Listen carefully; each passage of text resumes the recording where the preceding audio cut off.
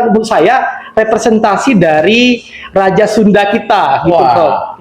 Jadi kalaupun diibaratkan dengan kepemimpinan Islam, ini mirip dengan kepemimpinannya Umar bin Khattab. Gitu. Nah, itu bagaimana itu? Jadi ini kira-kira Umar bin Khattabnya Sunda ini.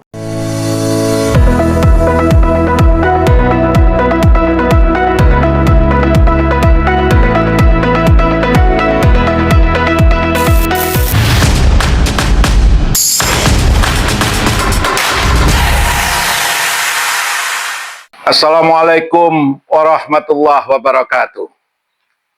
Syukur alhamdulillah kepada Allah Subhanahu wa taala. Selawat dan salam kepada Nabi besar Muhammad sallallahu alaihi wasallam. Senang saya bertemu lagi dengan pemirsa yang memberikan dukungan penuh terhadap kanal YouTube Mutua Official. Kemarin kita bersama sepuh Sunda, Kang Berliana, mengupas tentang Sunda Wiwitan. Ternyata Kang Deddy Mulyadi, pemahaman Sunda Wiwitan dalam kerangka membumikan Islam. Tadi kita membaca pula, mendengar, melihat ada YouTube baru muncul. Sebenarnya YouTube beliau ini sudah lama, yang berjudul Umar bin Khattab dari Tanah Sunda. Ternyata ini adalah kanal YouTube Prof. Halim Bersuara. Prof. Halim Bersuara adalah Prof. Dr. Halim SH MH, Guru Besar UIN Jakarta, berbicara tentang Umar bin Khattab dari Tanah Sunda. Tapi YouTube Mutua Official melihatnya bahwa ada gebrakan watak pemberani KDM, tapi ada skenario yang menohok. Mari kita dengar YouTube Prof. Halim Bersuara. apa yang Pak Dr. Nur Rahim lihat terkait dengan fenomena kepemimpinan Kang Deddy? Silakan. Baik, terima kasih Bapak Profesor Dr. Abdul Halim. Ya.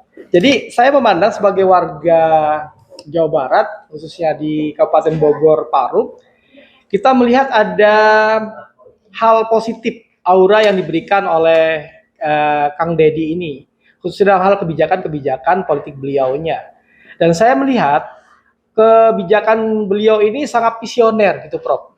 Jadi sangat visioner, bisa memberikan aura positif bagi pemimpin-pemimpin daerah lainnya. Contohnya misalnya, beliau dengan turun langsung di lapangan itu membuat para kepala daerah di kabupaten-kabupaten dan kota di Jawa Barat itu juga ikut merasa punya panggilan jiwa untuk turut serta nimbrung kepada masyarakat dan membangun daerah bersama masyarakat. Itu, Prof. Jadi apa yang membedakan? Kalau kita lihat kan, misalnya Jokowi dulu ya, turun. Kemudian banyak juga gubernur-gubernur saya pikir yang turun. Ya, ya. Apa yang menurut Pak Kiai Nur Rahim ya, yang membuat KDM ini plus atau sesuatu yang uniqueness? Ya, uniqueness apa kira-kira? Jadi begini, jadi kalau biasanya kalangan birokrat itu cenderungnya hanya menjalankan rutinitas di meja-meja. Sedangkan beliaunya menjalankan rutinitasnya adalah dengan merakyat, gitu, Prof. Yeah. Jokowi mungkin bisa menjadi satu contoh yang kemudian menjadi ketika beliau sudah selesai menjabat sebagai presiden, kemudian sekarang ada figur yang mirip dengan Jokowi yang merakyat ke bawah, begitu ya, itu Kang Deddy ini. Ya, jadi yang uniknya menurut saya itu ketika beliaunya mendengarkan jeritan rakyat langsung. Contohnya banjir yang ada di Kabupaten Bekasi kemarin, termasuk kota Bekasi kemarin. Jadi Kang Deddy tahu bahwasanya ini perlu revitalisasi sungai, gitu. Sehingga kemudian berdampak pada pembongkaran tempat wisata di puncak di Kabupaten Bogor. Jadi kalau misalnya kebijakannya hanya ditangani oleh Kabupaten Bekasi dan Kota Bekasi saja, itu tidak mungkin karena dia langsung ke muaranya. Jadi karena dan kekuasaan sebagai kepala daerah provinsi, maka dia bisa membuat kebijakan yang kemudian langsung kepada turun kepada kepala-kepala daerah, Kabupaten Bogor dan juga kepada Kota Bekasi dan Kabupaten Bekasi. Baik Jadi, Pak Kiai, gitu. kalau kita lihat kan nih, kalau dilihat dipresentasikan ya, dipresentasikan. Ini kan Kang Dedi ini, Iya. kita sebut aja KDM ini, lebih banyak mungkin 80% itu ada di lapangan. Ya, betul. Jadi ada pengamat dari salah satu universitas kita, Dr. Nisrina ya. Dia mengatakan bahwa Kang Dedi ini dikhawatirkan sibuk di lapangan, tetapi birokrasi ya sistem pemerintahan ini nggak jalan. Oh, ini bagaimana kira-kira Pak? Nah, saya malah menilai sebaliknya. Jadi Kang Dedi ini malah dengan dalam sistem birokrasinya dia membuat alur yang berbeda, yang sebenarnya memang itu sudah sesuai dengan ketentuan undang-undang pemerintahan daerah. Jadi beliau pun bahkan membuat kantor-kantor, misalnya kantor gubernur berkantor di Cirebon, gubernur berkantor di Kabupaten Bogor, gubernur berkantor di Ciamis atau di beberapa daerah lainnya, sehingga daerah-daerah itu merasakan, daerah-daerah di pelosok itu merasakan kalau mereka memiliki pemimpin gubernur yang mereka itu juga mendengarkan suara rakyat-rakyat Sunda. Nah, ini adalah menurut saya representasi dari Raja Sunda kita, gitu, Prof. Iya. Jadi yang kayaknya gitu. ini walaupun saya bukan orang Sunda, tokoh Sunda yang menjelma dalam percaturan politik nasional ya. Jelas bagi kita bahwa dalam watak pemberani KDM yang kanal YouTube Mutua Official kedepankan, bahwa Kang Dedi adalah pemimpin teokratik, artinya dia mampu untuk memanajemen tata kelola kepemerintahan. Nah, itu yang disebut kemarin oleh sepuh Sunda Kang Berliana, dan juga disebut dalam Prof Halim bersuara bahwa dia akan berkantor di wilayah-wilayah di Sunda. Nah, inilah kehebatan dan inilah yang disampaikan oleh Prof Halim bersuara, dan itu yang kita namakan kemampuan mengelola tata kelola pemerintahan di Jawa Barat. Baik, kita dengar lagi.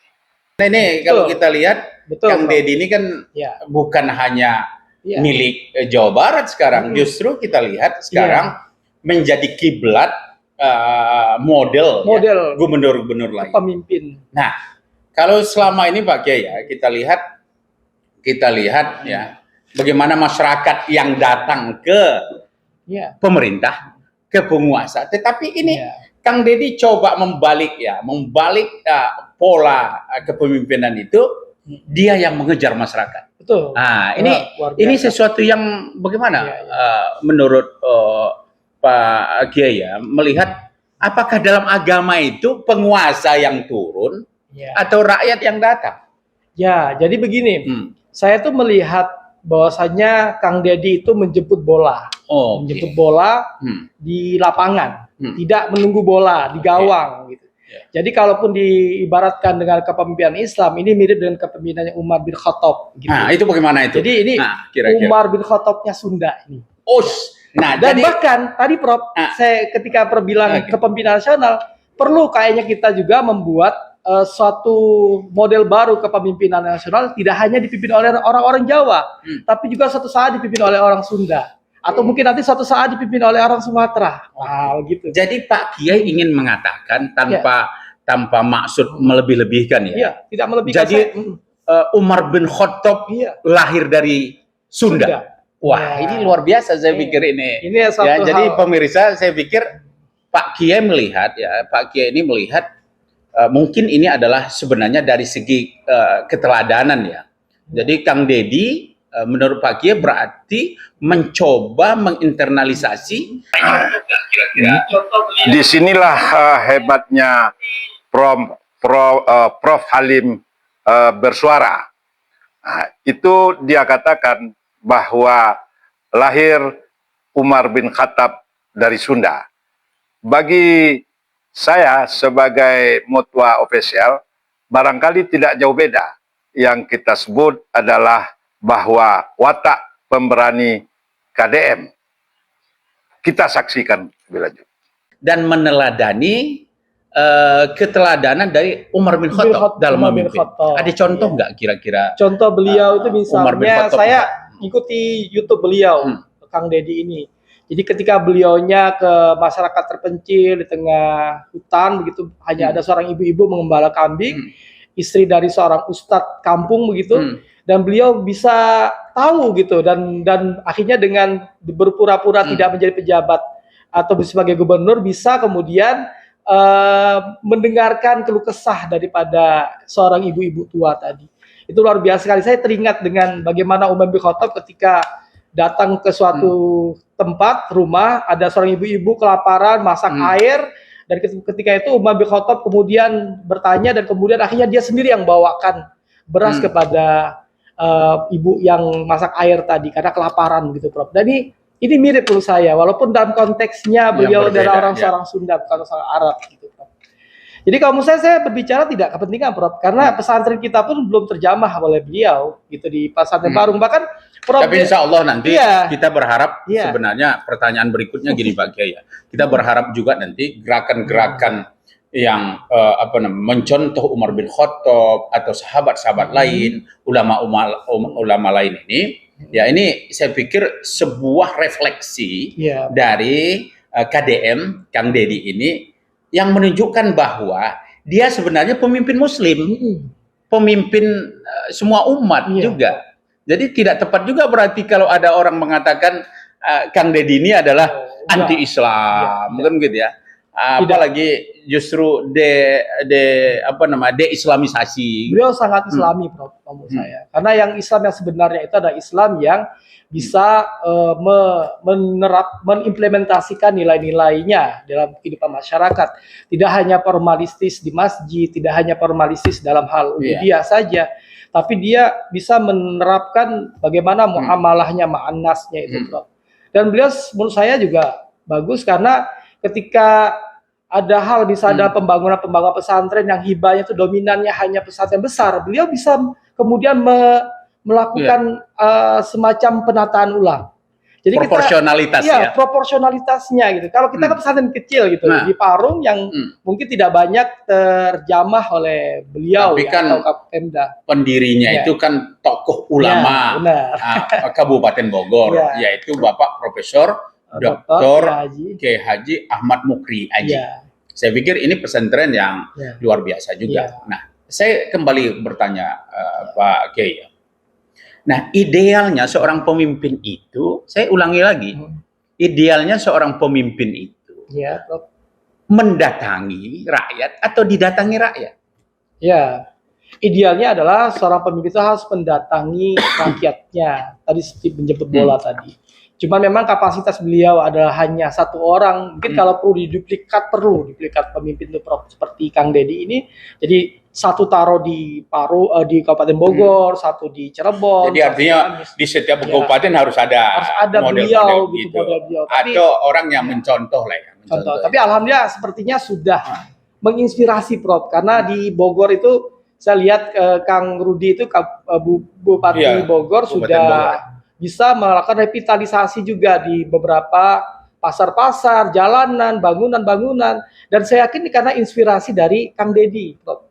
Nah, terakhir, Pak Kiai, apa yang harus dilakukan oleh masyarakat atau lingkup yang ada di Jawa Barat sekarang untuk memperkuat gerak langkah daripada KDM ini? Kalau menurut saya mendukung beliau. Yang pertama ya sudah pasti harus mendoakan beliau untuk kesehatannya, karena dengan mobilitas beliau yang super sibuknya, kadang satu hari di kota Bekasi, besoknya ada di Cirebon, besoknya lagi ada di Ciamis, di kota Bandung, itu kan hanya bisa dilakukan oleh orang-orang yang punya mobilitas yang luar biasa, Prof, kegesitannya, dan itu butuh dengan penjagaan ekstra kesehatannya. Maka yang support yang penting itu adalah doa. Kita sebagai kalangan pesantren wajib mendoakan beliaunya supaya beliau selalu sehat.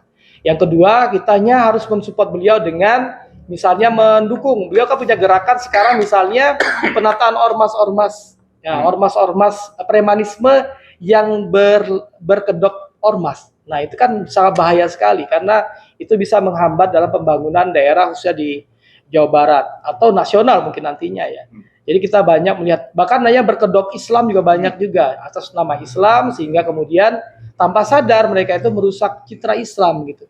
Padahal kita sebagai orang Islam ini harus bisa menjaga nama baik agama kita dengan kebaikan-kebaikan yang sebenarnya semua orang udah tahu gitu begitu. Dan ini Kang Deddy ini sudah dengan tanpa sadar atau tidak disadari atau Memang sudah terang benderang bagi kita bahwa watak pemberani Kang Deddy melakukan gebrakan kegiatan di Jawa Barat sudah kita dengar dan sudah kita saksikan.